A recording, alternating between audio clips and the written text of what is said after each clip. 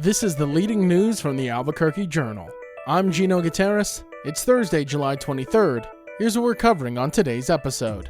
New Mexico's Children's Youth and Families Department is facing scrutiny after a 15-year-old Doña Ana County boy was removed from foster care and left at the Paso del Norte border crossing in El Paso on July 6th to reunite with his mother in Mexico. According to multiple sources, the teen refused to cross into Mexico and instead spent 10 days in Texas at a homeless shelter while Texas Children Protective Services tried to get CYFD to retrieve him. The agency reportedly declined, saying the case had been closed. The boy was later reunited with his mother in Ciudad Juarez. Child welfare advocates and the State Office of the Child Advocate questioned CYFD's decision, citing the teen's objections, his history of trauma, and concerns about his medical needs. Public court records show the mother had previously been named in a substantial abuse case and was recently deported to Mexico. CYFD defended its actions, saying it determined the mother was a safe placement after assessing her home and that they had no legal grounds to keep the boy in foster care. The case comes just months after a Department of Justice report criticized CYFD for prioritizing family reunification over child safety. That's a claim the agency has denied.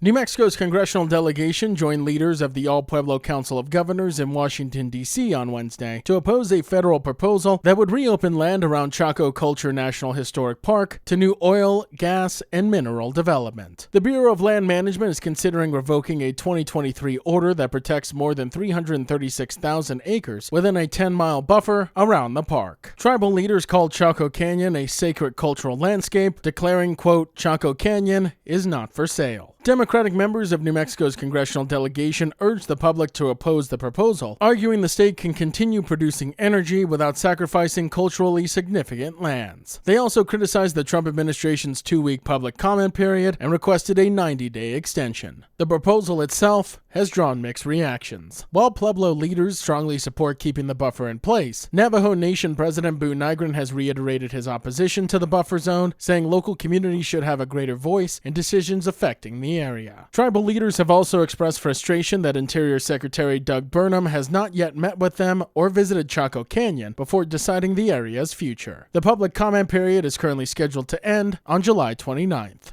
A new legislative report shows New Mexico's Medicaid costs continue to climb, even as enrollment has declined. The state's average monthly cost per Medicaid recipient has risen from $576 in 2020 to a projected $883 this fiscal year, helping drive total Medicaid spending to nearly $12 billion, more than double what it was a decade ago. State Healthcare Authority Secretary Cari Armijo says inflation, higher healthcare use, and expanded services, including autism treatment and doula care, are behind the increase. She also noted many Medicare recipients are working or attending school. Some lawmakers question whether the additional spending is improving health outcomes. They pointed to ongoing shortages of primary care providers, continued reliance on emergency rooms for routine care, and New Mexico's increase in overdose deaths despite significant investments in healthcare. The report also found the state's managed care system offers limited financial protection for taxpayers when costs exceed expectations. Meanwhile, state officials are preparing for major federal Medicaid changes to begin next year, including new work requirements and more frequent eligibility checks. While concerns remain that rural hospitals and tens of thousands of residents could be affected, New Mexico says it's expanding its provider network with nearly 15,000 new Medicaid providers added over the past year.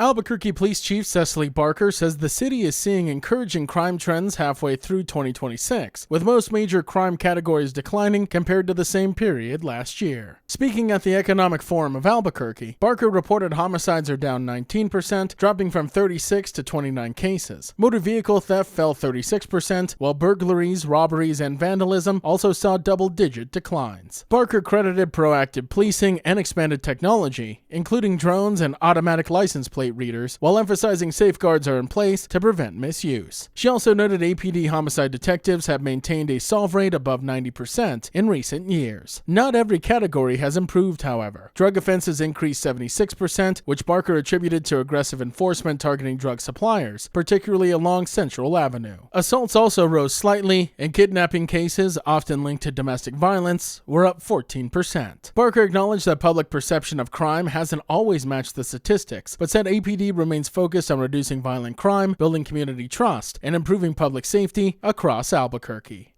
And a dispute over the future of Albuquerque's historic Armijo House is raising concerns about the future of Old Town's Portal Market, where Native American artists have sold handmade jewelry and artwork for generations. Building owner George Cook wants to divide the former La Placia restaurant into smaller retail spaces, arguing the large storefront is no longer financially viable. But the renovations include adding doors that would eliminate several vendor spaces beneath the building's iconic portal. Portal vendors say the changes threaten a tradition dating back decades and could permanently alter Old Town's character. They argue the market is a cultural attraction that draws visitors seeking authentic, handcrafted Native American art. Cook counters that the city should relocate vendors to the plaza and says the new storefronts would generate more tax revenue. However, because the portal is city-owned and designated as the Old Town Portal Market, the proposal must be approved by Albuquerque's Landmarks Commission. The commission is expected to revisit the issue on August 12th, with the outcome likely to shape the future of one of Old Town's most recognizable traditions.